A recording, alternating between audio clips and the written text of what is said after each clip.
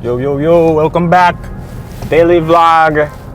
As usual, you know what it is. I'm in the car heading to the gym today. So today is Friday, March 20th, I think. Yep, Friday, March 20th. Thank y'all for being here again.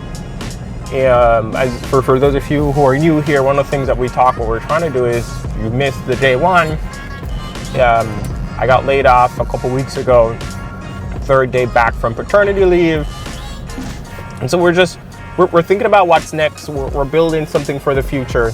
We're trying to not rush into things. And so today, I said we're going to the gym. I have a couple meetings today. I have an interview, which I'm excited about.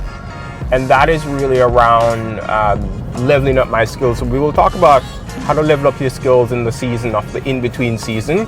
Because I think with AI and everything that's going, can I add additional skills to go to the next level? So that's something that I'm pretty sure it's like one of those boot camps that we're going to be doing in April. So I'm excited about that I get to partake in that. So I'll share more later in the vlog about that. Then I should have, fingers crossed, I've been building out my Soul Sessions brand. I have a podcast interview that I'm doing, so I'm the host. So I'm excited to hear the story. But the one thing I want to talk about this morning is, I got let go 3 days out of paternity leave. This country's in a weird place of how they handle paternity leave, what's important. And so there's a couple of things that happened when I was on that call. My heart was beating. It was a strange feeling. It was a strange feeling because for me, like, I had been here before. I was telling folks, like, this is not necessarily new to me. I had been in this scenario where I've been laid off before. So there's a part of me that kind of understood what was coming and understood, like, this is what it is. But I was still nervous, heart was beating, and I was like, felt myself saying, crap, like, not again. I was very emotional, and this is the worst it's been because I've invested 3 years of my life into this company. I just came back from maternity leave, and things were not the best at the company, but they weren't the worst. And for me to be in a position like this, where I was like, wow, it was blindsided. I didn't think that they would let go someone 3 days off paternity leave. I had spoken to a friend. They said, you probably should have some legal talk here. There's a version of it where I could have gone and negotiated this myself, which I was already going back and forth with our HR person trying to negotiate my severance.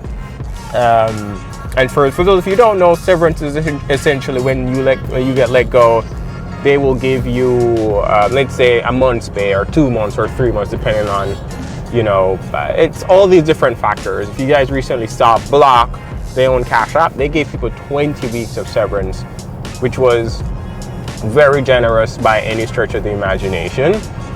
And so there's a lot of people that I'll say that is, when seeing that, I'm like, wow, like there are people that are getting that. So that's what severance is. Let me get back to the point. So back to the point around severance. I think this is important because, okay, so I don't know. I don't know if it's because it's me being Jamaican, just an immigrant, being underrepresented, but I really struggle with speaking up and asking for what I'm worth. And so there's this example of, like, I was given 8 weeks severance, and I was offered that. And so there's an opportunity for me to go negotiate, which I said, you give thanks, you get something, you get fired, and then you get something there. And I was glad. Like, it wasn't fired because of performance. They're restructuring, and everyone's seeing what's happening in tech. But a big part of it is really just, being in a place of, okay, this is what you're given. What is my appetite to negotiate and go back and forth with people? And so immediately on the call, I said, this seems low. Is there anything else you can do for me? They said to take it and go back, and we were going back and forth over email. But I think the bigger issue here for me is that, like, I'm a person, even though I'm in sales, which is completely different. When I'm selling something for someone else, I'm totally okay negotiating, holding firm, asking for something higher. But when it comes on to myself, I struggle sometimes to hold firm to my, I almost want to say, worth. So all of that, plus this morning, essentially what happened, I got a lawyer to help me out and just say, hey, I don't know if I'm being too emotional. Here's a scenario. I don't necessarily want to bring a lawsuit or anything, but just here's a scenario. I'd like to get a little bit more money as much as possible. And then there's something that my wife said that really stuck with me. She said, you don't want to get to the end of the year, you don't want to get in 6 months and thinking like, oh, you could have, got more out of the scenario, or you didn't do everything that you could have done in order to walk away in the best place possible. So I did get the lawyer. She's been helping me to negotiate, and part of it feels good, right? Like, it feels good to have someone in your court and to think about it. But it just got me thinking about how many different times in my career that I tried to do things on my own and not like immediately think, is there more here? Because other people are doing that, and I think that's the craziest thing. It's like, I'm not like any outside. Like, it's not like I'm not warranted to have someone look at this in this scenario. And there are people out there that everything in life, they're going to want more. They're going to want more. So yeah, this morning I got an email from the lawyer, and I think that's what we were just talking about. She was just giving me updates of what was happening, all of that. So I think it's going well. I want to get this behind me so I can move on. So that's where I'm trying to be right now. For those of you out there who struggle with negotiating your worth, and it's all arbitrary. Obviously we can't expect other people to tell us how much we're worth, but the one thing I've realized being in startup / corporate America is that people will give you as little as how much you allow them. And I'll say that again, people will give you as little as you allow them to give you. And what I mean by that is, let's say you get a job and the job is X amount. A lot of them will tell you, this is what it is and this is it. And we can't negotiate, up. And for a lot of people, that's true, because in a way they're trying to cap it, where if all of us are coming at the same as an entry level position, usually all the salaries are capped there. But like, if you're coming from years of experience, like, oftentimes it's never apples and oranges. And so they try to put you into a bucket, and they will never tell you that there's more. I've never met anyone who is out for my best interests. I've never met anyone who's saying, I'm trying to make you the most money possible. I've never met a founder who says, I'm going to pay you so much that like you never want to leave. I've never met anyone like that. I've never met someone who's overpaid me. It's always, what is the least amount I can pay to get away with that? And candidly, because I've hired people, I've been in that scenario too. Like, and honestly, it's I guess there are times when I'm like, listen, man, whatever your price is, I'll pay. I'm not even going to try and negotiate. And that's on them. Like, if they give me a price and I agree to it, boom. But there are times when I tell them my budget, and if they can't fit it, and I go find someone cheaper. And I've literally, when people come to me with their price, not try to like, get a discount. And I've worked with people in the past where like their whole job is to try and get a discount and try to ball down the price. I don't know how we got here, but we're talking about your worth, and we're talking about sometimes if you don't feel like you can advocate for yourself, it's helpful to get other people to advocate for you, because especially when those people, they may or may not have vested interest, but at least it's not emotionally driven. And so they can see things in a way where it's like, okay, this is a matter for fact. We're not necessarily trying to be emotional here. We're really just trying to give this person what it's worth. All right, we're getting close to the gym.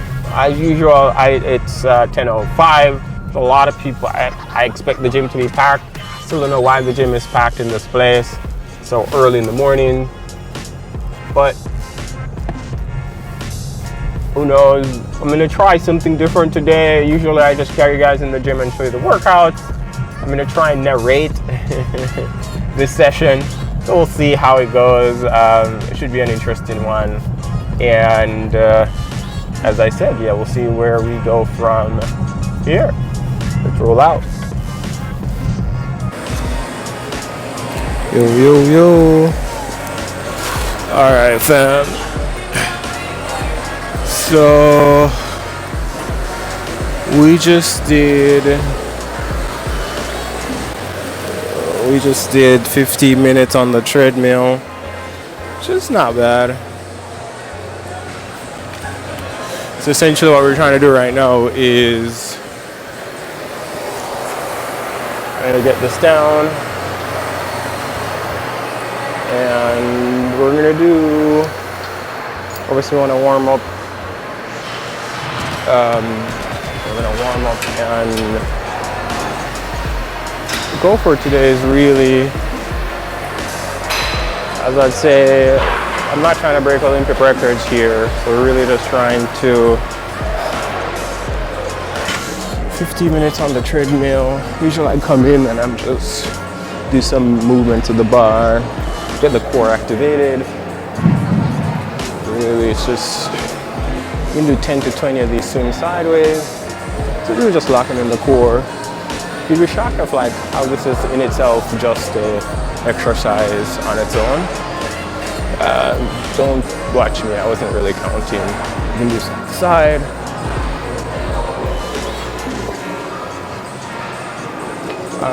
And then, so essentially what we're gonna be doing is like, we'll be doing some clean and press, which is, we'll start off clean and press, which is sort of like this, all in one. I've been doing this since I was in high school. So it's a good full body warm up. The idea is to get to 3 sets of 10, which will be good. I'm 35, I'm telling you, I'm not there yet, so I'll probably do like 3 sets of 7, 3 sets of 8. Then I might do some hand cleans. Then I always do some sort of push, so it's like step ups or squats, and then maybe one after. So I think yesterday or the day before I did bench, so I might do like I should do a pull. I don't know what pull I'll do today, so we'll see. That's really it. I try to be in here 30 to 45 minutes. Yeah.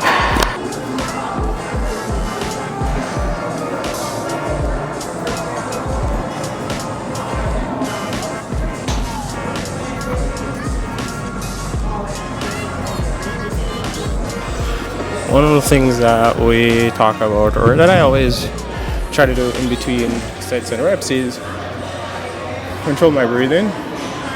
And so sometimes the workout isn't hard, but sometimes the workout is how quickly I can go on a peak and then come back down. So what I mean by that is like how much I can get my heart rate up, and then through breathing how quickly I can get it down in between reps. And so one tips I use is that, wish I'd learned this sooner in life, to be honest, is no one told me that like when you're breathing in, you know, you make your tummy as big as a balloon, and your whole what's this region here, your hips. So if you can make that like a balloon, so you breathe in, and then when you exhale, release it all out. And you can hold for 4, depending on how you want to hold it. But I think I learned that in the last 10 years, and I wish I'd learned this in high school, just how to breathe. It's been one of the most impactful things for me in terms of like getting through workouts and calming the nervous system. Work it, darling. Well, I listen to a song from a little Pitney, is it? It's the way I believe. There's something about listening to a song when you're a little Pitney, like high school age. The way I believe vibes. Billy.